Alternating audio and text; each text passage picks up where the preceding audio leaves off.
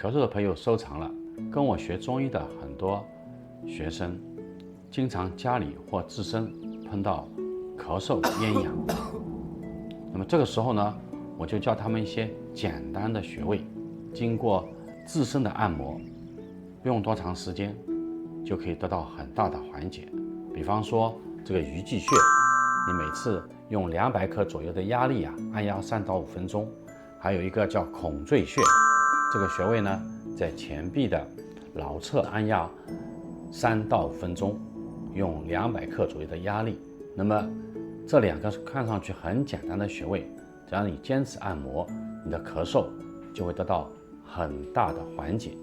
不信你也可以去试一试。